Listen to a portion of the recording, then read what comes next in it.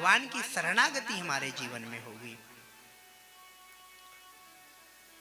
शिव दधीच हरिश्चंद्र नरेसा, शिव दधीच हरिश्चंद्र नरेसा, शिव दधीच हरिश्चंद्र नरेसा, शिव दधीच हरिश्चंद्र नरेसा, सहे धर्म हित कोटि कलेसा, सहे धर्म हित कोटि कलेसा, रंति देव बलि भूप सुजाना, रंति देव बलि भूप सुजाना, धर्म धरहूँ सही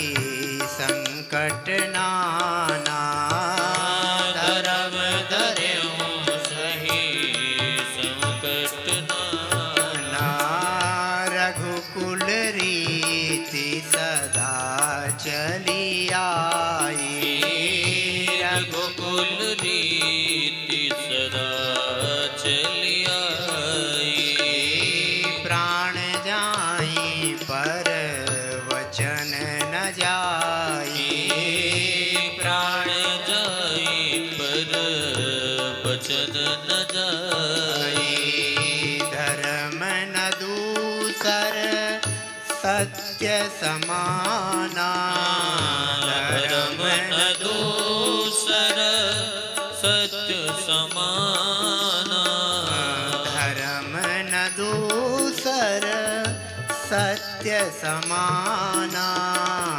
धर्म न दूसर सत्य समाना, आगम निगम पुराण बखाना, आगम निगम पुराण बखाना, मंगल भवन अमंगल हारी, मंगल भवन अमंगल हारी, द्रवहु सुदशरथ अजूर विहारी, द्रवहु सुदशरथ अजूर बिहारी,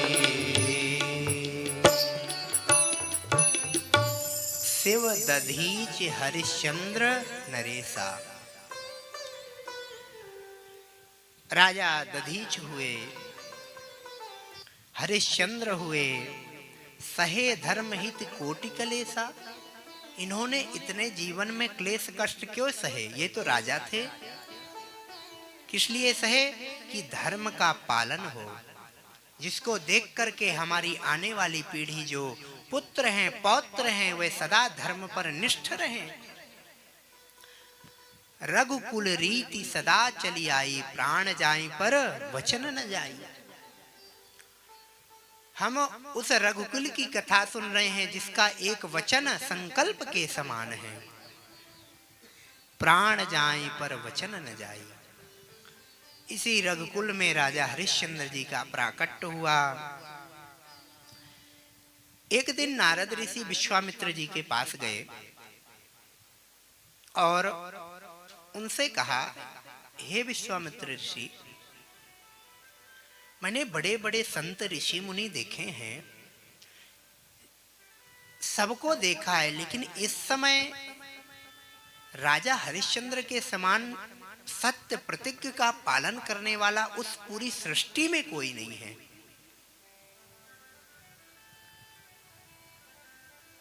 विश्वामित्र ऋषि हैं, संत हैं, लेकिन यह जो मन में होता है कि मैं सर्वश्रेष्ठ हूं, जिसको बोलते हैं ईगो, कि मैं ही सही हूं, यही उनके अंदर था। और दूसरी बात, यह जो कथा है ये इसलिए हुई, विश्वामित्र ने इतनी कठिन परीक्षा हरिश्चंद्र की इसलिए ली कि संसार देखे आज हम 4 दिन अगर सही बोल दें तो क्या कहते हैं, हमसे बड़ा हरिश्चंद्र कोई नहीं है। लेकिन हरिश्चंद्र की आज जब कथा सुनेंगे तब पता लगेगा सत्य का पालन करना जीवन में कितना कठिन है। विश्वामित्र ने कहा, देखो नारद, ठीक है सब लोग सत्य बोलते हैं, हम लोग भी बोलते हैं, लेकिन जब जीवन में कष्ट आता है तो सत्य का त्याग करके असत्य की ओर बढ़ जाते हैं। सत्य को पकड़ कर नहीं बैठते हैं, फिर नहीं लगता कि सत्य ही बोलना चाहिए। जब जीवन में आपत्ति विपत्ति आती है उस समय धर्म को छोड़ करके हम अधर्म मार्ग पर चल देते हैं। कहा, नहीं ऋषि, राजा हरिश्चंद्र ऐसे नहीं हैं।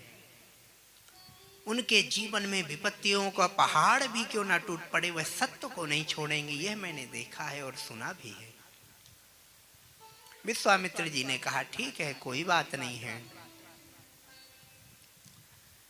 मन में यही हुई कि मैं हरिश्चंद्र की परीक्षा लूंगा, जब उसमें 100% खरा उतरेगा तभी पता लगेगा कि सत्य प्रतिज्ञ है या नहीं। राजा हरिश्चंद्र सत्य का पालन करने में कुछ सोचते नहीं है कि यह मुझे लाभ होगा या हानि है। सत्य यानी सत्य उनके लिए जीवन में। एक दिन राजा हरिश्चंद्र अपने महल पर विराजमान हैं।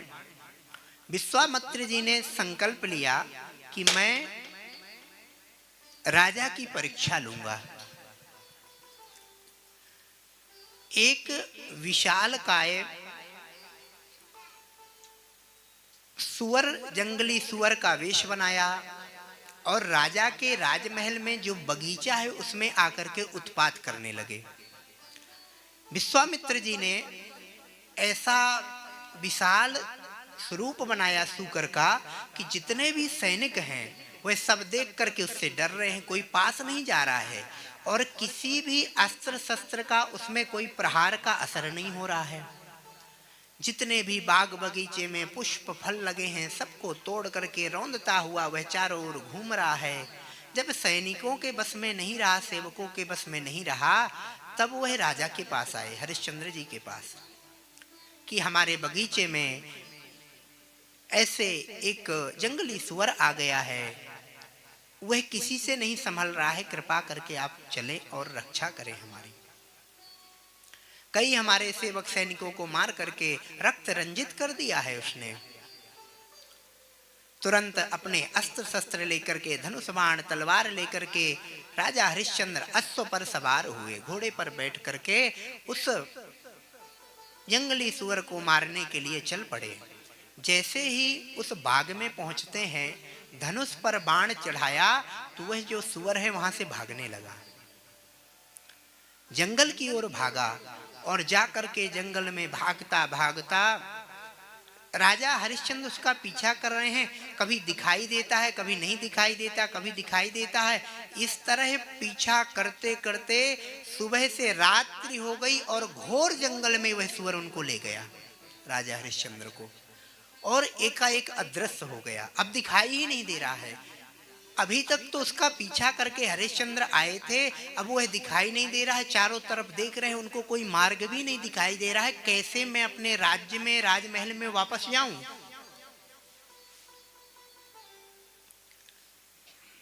भूख प्यास से व्याकुल हैं, थक गए हैं एकदम।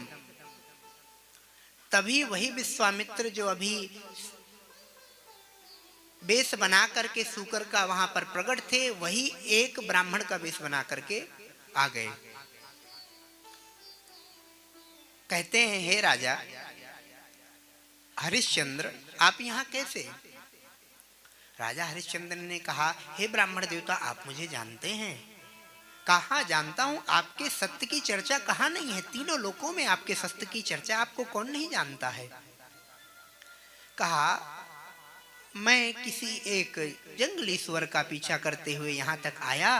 अब मुझे अपने मार्ग जाने के लिए, अपने घर वापस जाने के लिए, महल वापस जाने के लिए मार्ग नहीं दिखाई दे रहा है। कृपा करके मुझे मार्ग बताइए। ब्राह्मण ने कहा, राजन, मुझे तुम भूख प्यास से व्याकुल लग रहे हो, प्यासे भी लग रहे हो भूखे भी लग रहे हो। मेरी कुटिया है, चल करके वहां कुछ फल रखे हुए हैं, जल है, उसका पान कर लो, फिर मैं तुम्हें तुम्हारे राज्य महल तक पहुंचा दूंगा। मुझे इस जंगल की एक एक रास्ता ये पता है। राजा हरिश्चंद्र जाते हैं, फल खाते हैं, जल पीते हैं। मार्ग बताया उस ब्राह्मण ने कि यहाँ से आप इस दिशा की ओर इतने दूर तक जाइए और वहां से आपको अपना जो राज्य है वह मिलेगा और फिर अपने महल में आप पहुंच जाइए। प्रसन्न हुए राजा हरिश्चंद्र, प्रणाम किया, कहा आपको मैं कुछ देना चाहता हूं, लेकिन मैं युद्ध के लिए निकला था, मेरे पास कुछ नहीं है, आप कुछ मांगिए मुझसे।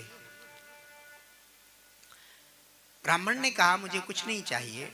विश्वामित्र जी ने कहा नहीं कुछ मांगिए। कहा राजा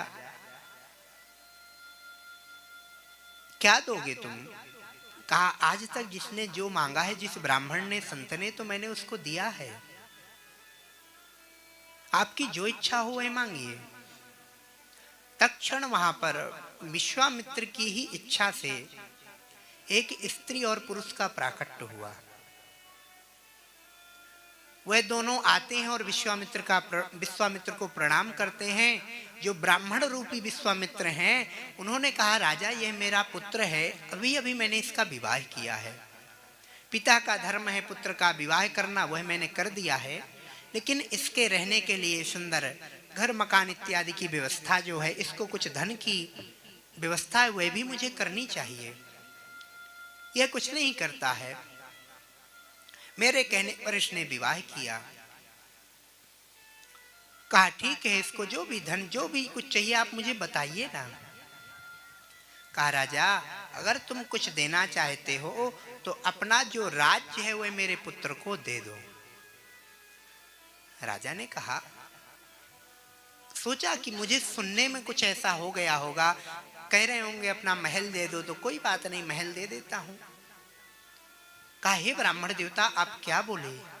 कहा आपका जो यह पूरा राज्य है, जिस अयोध्या के आप राजा हो और इस पूरे साम्राज्य के, इस पूरी पृथ्वी के आप स्वामी हो, वह सब मेरे पुत्र को दे दो। कहा ठीक है, दिया मैंने। कहा राजा एक बार और सोच लो। कहा रघुकुल रीति सदा चली आई, प्राण जाए पर वचन न जाए। मैं उस रघु के वंश में उत्पन्न हुआ हूं जिसका वचन ही संकल्प है। दे दिया। महल की ओर अपने चले। महल में तो पहुंच गए, लेकिन जो चेहरा है वह एकदम कांतिहीन हो गया। मुखड़े में दुख के लक्षण दिखाई दे रहे हैं।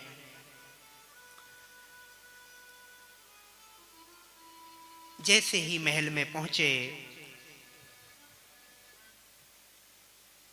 पत्नी पुत्र सबने देखा राजा का वह स्वरूप। कहा हे राजन क्या हुआ? एक मन में यह है शायद ब्राह्मण ने ऐसे ही कहा हो। पत्नी और पुत्र को कुछ नहीं बताया।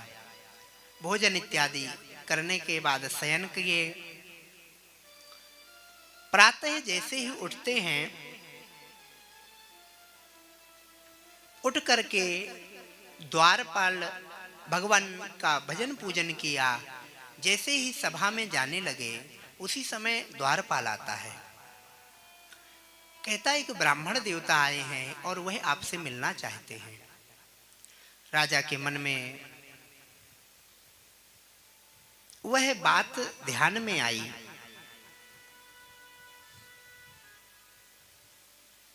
कहा बुलाओ राजा को, उन ब्राह्मण देवता को बुलाओ। हरिश्चंद्र अपने सिंहासन पर विराजमान हैं, सभा लगी हुई है। ब्राह्मण देवता आते हैं, कहते हैं, वह विश्वामित्र ही ब्राह्मण के रूप में हैं और आते हैं, कहते राजा तुम इस सिंहासन में कैसे बैठे हो? इस राजमहल में तुम कैसे हो? तुम्हें तो इसका त्याग कर देना चाहिए, क्योंकि तुमने इसका दान मुझे कर दिया कल। अब इसका स्वामी अधिकारी तो मेरा पुत्र है। तत्क्षण राजा ने बगैर कुछ बात किए राज सिंहासन को छोड़ा। कहा आपने पूरे अपने राज्य का दान मुझे किया है, तो आपको यह राजमहल भी छोड़ना ही होगा। यह जो राजसी वस्त्र है इनका भी त्याग करना होगा। जैसे ही पत्नी तारा को यह बात पता चली, कहा, हे राजन, आपने ये क्या किया? कम से कम कुछ दान करने से पूर्व आप देखते सामने वाला कैसा है, लेकिन फिर भी आपने जो किया उसमें मैं आपका बराबर सहयोग करूंगी। जहां आप रहेंगे वहीं मैं रहूंगी। मेरे लिए वही राजमहल है जहां आप हैं। पुत्र को लेकर के राजमहल से बाहर राजा जो हैं राजसी वस्त्र का त्याग करके चल रहे हैं। समस्त अयोध्या नगरी के लोग देख रहे हैं, मन में यही है कि राजा को इस ब्राह्मण ने छल लिया, राजा को इस ब्राह्मण ने छल लिया। नंगे पैर अयोध्या की उन गलियों से जा रहे हैं। ब्राह्मण ने पूछा, कहां जा रहे हो तुम? तुमको दान के नियम पता है? कहा, जब हम कुछ दान करते हैं तो उसकी एक सांगता होती है जिसको हम दक्षिणा कहते हैं, वह भी साथ में देनी चाहिए। तुमने साम्राज्य का दान तो कर दिया, लेकिन दक्षिणा के रूप मुझे 2 भार सोना चाहिए। जब हम किसी को कुछ दान करते हैं, कोई वस्तु हो, वस्त्र हो, बर्तन हो, अन्न हो, किसी का भी दान करते, उसमें दक्षिणा अवश्य रखनी चाहिए। उसको सांगता बोलते, उससे दान का पूर्ण फल मिलता है। राजा ने कहा, हाँ अवश्य मुझे इसका ज्ञान है। आपने कहा आपको 2 भार सोना चाहिए। 1 भार सोने में 100 किलो होता है, 2 भार सोना अर्थात 200 किलो। यही आपको चाहिए, मैं आपको अवश्य दूंगा। कैसे दोगे राजा? तुम्हारे पास तो अब कुछ बचा नहीं। मैं मेहनत करूंगा, मजदूरी करूंगा, लेकिन आपको यह दक्षिणा अवश्य दूंगा। कहा, इतने दिन की मोहलत मैं तुम्हें देता हूं, अगर तुमने नहीं दिए तो मैं श्राप दे दूंगा तुमको। राजा ने सहर्ष स्वीकार किया। कहा, तुम्हें इस नगर में कोई काम नहीं देगा? कहे, कोई बात नहीं, मैं अयोध्या से दूर चला जाऊंगा। मैं बाबा विश्वनाथ की नगरी वाराणसी बनारस में जाऊंगा, जो इस पृथ्वी का अंग नहीं माना गया, क्योंकि मैंने अपनी इस पूरी पृथ्वी का दान आपको कर दिया। कहा जाता है काशी को भगवान शिव ने स्वयं अपने त्रिशूल पर धारण किया है, वह पृथ्वी का स्थान नहीं है। मैं वहीं जाकर के रहूंगा और जल्द से जल्द आपके बताए हुए समय के अनुसार 2 भार सोना ला करके आपको दक्षिणा के रूप में दूंगा। आप चिंता ना करें। पुत्र रोहित पत्नी तारा के साथ हरिश्चंद्र बनारस के उन घाटों में पहुंचे हैं। किसी से पूछा, पहले मन में सोचा क्या मेहनत करूं, क्या मजदूरी करूं, मुझे तो कुछ काम करना आता नहीं, कैसे धन मिलेगा 2 भार सोना। पूछा एक व्यक्ति से कि मैंने सुना है यहां पर आदमी खरीदे बेचे जाते हैं। मनुष्य जहां पर बिकते हैं वह स्थान कहां पर है? उस व्यक्ति ने बताया कि वह स्थान वहां है, आप चले जाओ। पत्नी तारा पुत्र रोहित को लेकर के वहां पर आज राजा हरिश्चंद्र बैठे हैं। किस लिए? बिकने के लिए, अपने आप को बेचने के लिए राजा हरिश्चंद्र बैठे हैं। अब वही जो विश्वामित्र थे वो अयोध्या में जो ब्राह्मण के रूप में थे, वो पुनः एक ऋषि का रूप बना करके फिर यहाँ बनारस में आ पहुंचे और उनके समक्ष गए। कहा, बिकने के लिए बैठे हो? बोले हाँ।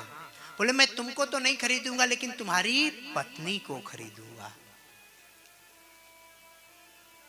वह एक राजा हरिश्चंद्र जैसा श्रेष्ठ क्षत्रिय राजा, उससे कोई आकर के कहे कि मैं तुम्हारी पत्नी को खरीदूंगा, तुम दाम बताओ, क्या उसके हृदय की स्थिति रही होगी? लेकिन धर्म की रक्षा बातों से नहीं होती, धर्म का आचरण करना पड़ता है जीवन में। तारा समझ गई कि इनके मुख से तो शब्द नहीं निकलेगा। कहा ठीक है, आप मेरा कितना पैसा लगा रहे हैं, कितना सोना देंगे?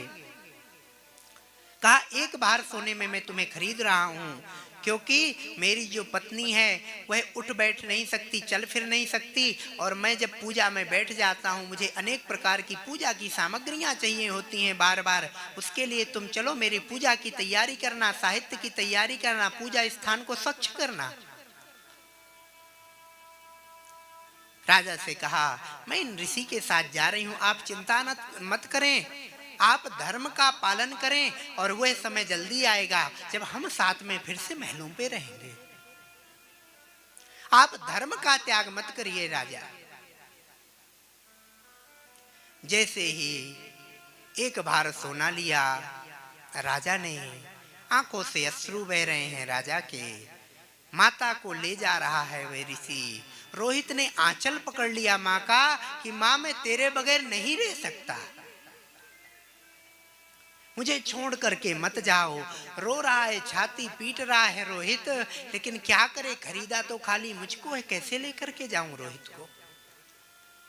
संत ने कहा अगर ठीक है तुम अपने पुत्र को भी ले लो, क्योंकि पूजा पाठ में पुष्प लाना पड़ता है, लकड़ियां चुन के लाना पड़ता है बाहर से, तो घर का काम तुम करना, यह तुम्हारा बेटा बाहर से लेकर के इसका भी आधा भार सोना देता हूं। पुत्र रोहित को भी खरीद लिया। आज वह विश्वामित्र तारा और रोहित को खरीद करके अपने उस आश्रम में पहुंचे हैं। कहा आज मैं एक विशेष पूजा करने वाला हूं, यह पूजा सुबह से लेकर के रात्रि पर्यंत चलेगी। सायं के समय ही मैं आसन को छोड़ूंगा और कंटिन्यू यह पूजा चलेगी, और पूरी सामग्रियां, साहित्य, पहले तो स्थान को स्वच्छ करो, गाय के गोबर का लीपा लगाओ, और मैं वहां पर अपना आसन लगा करके पूरी सामग्रियां जो मैं बता रहा हूं वह सब एकत्रित करके लाओ। तारा वह काम में लग गई। इधर बिकने के लिए राजा हरिश्चंद्र बैठे हैं। बनारस का जो डोम है वह आता है उनको खरीदने के लिए। डोम अर्थात जो शमशान भूमि का मालिक, वहां का जो चांडाल रहता है वह आता है। कहता है कि बिकने के लिए बैठो। राजा हरिश्चंद्र ने कहा हाँ। कहा क्या दूं तुम्हारे लिए? राजा हरिश्चंद्र ने कहा अगर आधा भार भी सोना दे दोगे तो मैं बिकने के लिए तैयार हूं। कहा ठीक है दिया, चलो तुम्हें पहले मैं काम बता देता हूं, फिर यह तो मैं दे ही दूंगा। कहा क्या काम है? बोले मैं शमशान का मालिक हूं, और उस शमशान में जो मेरे साथ जो मेरा सेवक था, जो काम करता था, उसकी मृत्यु हो गई है, इसलिए मैं दूसरा सेवक ढूंढ रहा हूं। वहां जो भी लाशें आएंगी जलने के लिए उन सब से तुमको टैक्स वसूल करना है, पैसा लेना है। बगैर पैसा लिए किसी भी लाश को जलने नहीं देना है।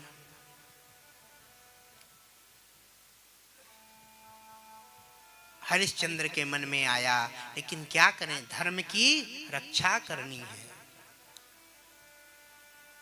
चले जाते हैं उसके साथ में।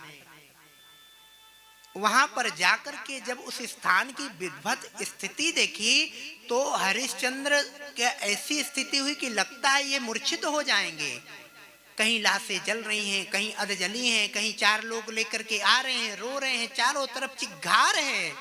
यह दृश्य देख करके चारों तरफ से दुर्गंध आ रही है शरीर के जलने की। देख करके आंखों से अश्रु बहने लगे, लगा कि हरिश्चंद्र बेहोश हो जाएंगे। अपने आप को संभाला, कहा मेरे रहने और खाने के लिए क्या है? बोले रहने के लिए कुछ नहीं, जहां पर पाओ जगह वहीं पर बिस्तर डाल के अपना कफन, कोई भी किसी का कफन मिल जाए उसी को डाल करके सो जाओ। जो राज्य हरिश्चंद्र राजा उन सोने के महलों में सुंदर मणियों के बने हुए बिस्तरों पर सो रहे हैं, आज उनको कफन नसीब है सोने के लिए। कहा भोजन के लिए? बोले भोजन के लिए जब यहाँ कोई लाश लेकर के आता है तो पिंड बनाने के लिए हंडी में, मिट्टी की हंडी में चावल उबालता है, उसी से वह पिंड बनाता है। तो उसमें कुछ ना कुछ चावल बच जाते हैं, उन्हीं चावलों को खा लेना, और इतने लोग नित्य जलते हैं कि तुम्हारा पेट भर ही जाएगा। यह स्थिति है। लेकिन हरिश्चंद्र ने अपने वचन रक्षा के लिए वह भी स्वीकार किया, अपने शरीर के भरण पोषण के लिए वह भी स्वीकार किया। कार्य में लग गए। इधर विश्वामित्र जो हैं और कठिन परीक्षा की स्थिति में पहुंच गए। देखता हूं हरिश्चंद्र कहां तक सत्य को नहीं छोड़ेगा, इतना इसको प्रताड़ित करूंगा कि सत्य को यह त्याग देगा। और संसार में होगा कि हरिश्चंद्र कोई ज्यादा सत्य प्रतिज्ञ नहीं है। जब जीवन में संकट आता है तब सत्य का मार्ग सब लोग छोड़ देते हैं। उस कठिन परीक्षा की ओर चल दिए। देवी तारा ने पूरे पूजा की तैयारी कर दी। विश्वामित्र रूपी वह ऋषि ने कहा, अपने पुत्र को भेजो और कहो बाग से फूल तोड़ करके लाए।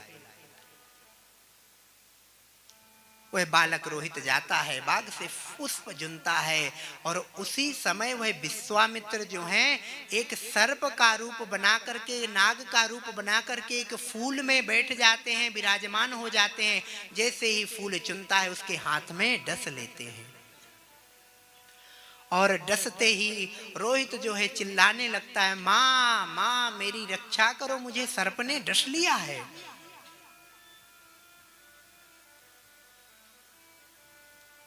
अब वही सर्प रूपी विश्वामित्र जो हैं वह रोहित की आवाज मां तक नहीं जा रही है, तारा तक, तो वही ब्राह्मण का फिर से वेश बनाते हैं और द्वार में जाकर के कहते हैं, किसी का बालक जो है फूल तोड़ रहा था उसको सर्प ने डस लिया।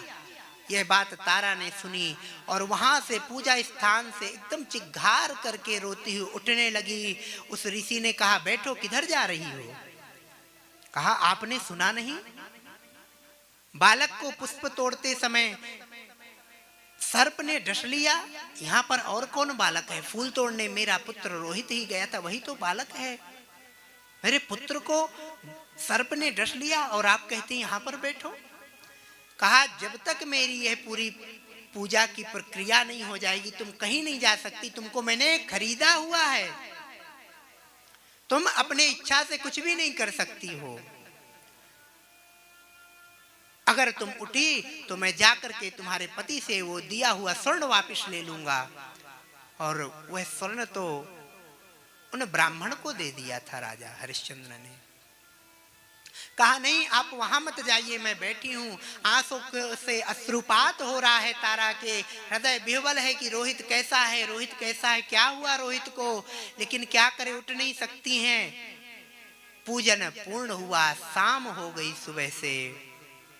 कहती हैं, ठीक है जाओ, अगर तुम्हारा पुत्र है तो उसका संस्कार करके आओ और जल्दी आना, शाम के पूजा की फिर तैयारी करनी है। दौड़ते हुए, रोते हुए, चिघार करते हुए तारा जो है बाग की तरफ गई और देखी कुंवर की लाश रानी रे धावती खात पछाड़। कुंवर की लाश देख करके, रोहित की लाश देखकर पछाड़ खा के गिर पड़ी, जैसे रानी तारा निष्प्राण हो रही हो। अपने आप को संभाला कि राजा के वचन की रक्षा करनी है हमको। क्या करूं, पुत्र तो मृत हो गया है, इसको उड़ाने के लिए, कफन के लिए भी मेरे पास पैसे नहीं हैं। अपने वस्त्र को फाड़ा, अपने दुपट्टे को फाड़ा, अपने पुत्र के ऊपर डाला। और आज जब व्यक्ति मरता है तो कोई नहीं भी हो तब भी चार लोग आकर के कंधा देते हैं, लेकिन रोहित के मरने पर कोई कंधा देने नहीं आ रहा है, वहां पर कोई है ही नहीं।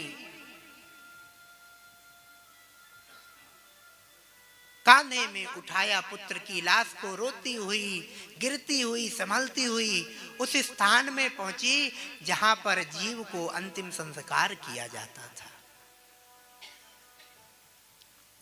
वहां पर पहुंच करके एक कोने में बैठ करके, इतना विवत दृश्य कभी देखा नहीं था तारा ने, कभी शमशान में गई नहीं थी। यहाँ चारों तरफ लाशें जल रही हैं, दुर्गंध आ रही है, देख करके आश्चर्यचकित हो गई।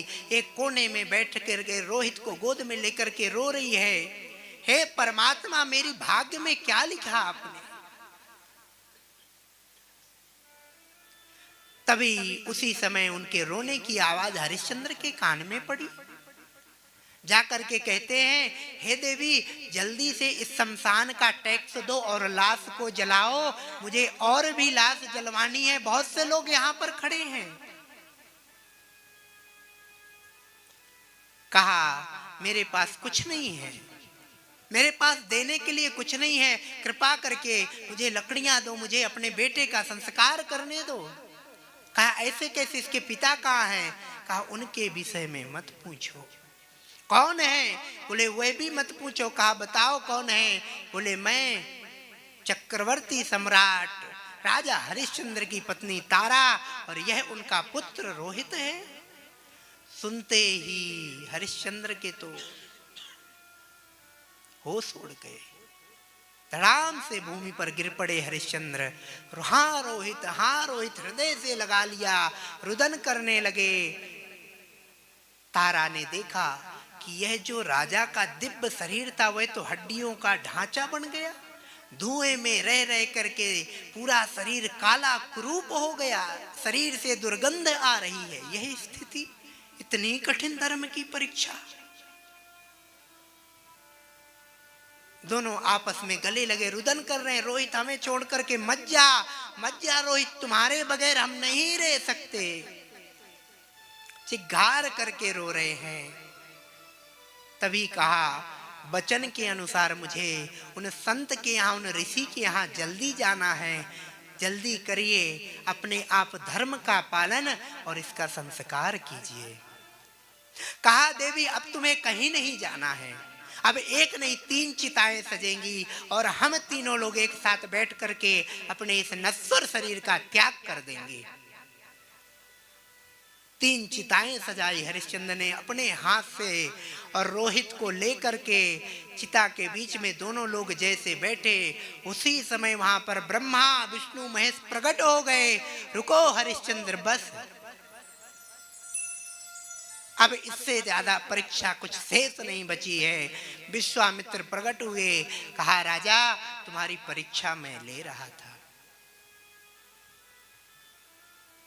राजा हरिश्चंद्र से भगवान ब्रह्मा विष्णु महेश तीनों कहते, राजा तुम्हारी सत्य की प्रतिज्ञा देख करके हम प्रसन्न हैं, मांगो संसार का कौन सा वरदान तुम्हें चाहिए। राजा ने कहा यही वरदान दो कि कभी किसी माँ को अपने बेटे की लाश में कंधा ना देना पड़े, यही वरदान दो, बस हो गया। आज आपने जो मेरी कठिन परीक्षा ली है, संसार में किसी को सत्य के लिए इतनी कठिन परीक्षा ना देनी पड़ी, यह वरदान। ब्रह्मा विष्णु महेश इंद्र इत्यादि सभी देवता आकर के राजा का गुणगान गा रहे हैं, धन्य हो राजा। बताया कि आपकी परीक्षा विश्वामित्र जी ले रहे थे। देवी देवताओं को प्रणाम किया। रोहित को भगवान ने कृपा करके जीवित कर दिया और रोहित के सहित राजा अपनी पत्नी के सहित पुनः अयोध्या के उस राज्य में पहुंचे हैं।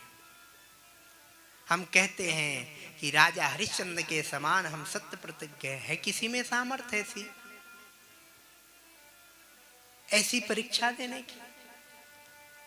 5 मिनट लेट हो रहे हैं, फोन आया ऑफिस से या पत्नी का किसी से, तो यही कहेंगे कि ट्रैफिक में है, भले घर से लेट निकले हों। इतनी बातों के लिए हम झूठ बोल देते हैं। जीवन में जितना हो सके सत्य का आचरण करिए। सत्य ही ब्रह्म है, सत्य ही परमात्मा है, सत्य ही कृष्ण है। सभी देवता आकर के जब कृष्ण गर्भ में है, गर्भ स्थिति करते हैं, तो वहां सत्य ही कह करके, ये नहीं कहते कृष्ण तुम्हारा स्वागत है। सत्य व्रतम सत्य परम त्रिसत्यम सत्यस्य योनिम निहितम च सत्य। हे कृष्ण वह परम सत्य आप हो। जीवन में जितना हो सके सत्य का पालन करें। राजा हरिश्चंद्र का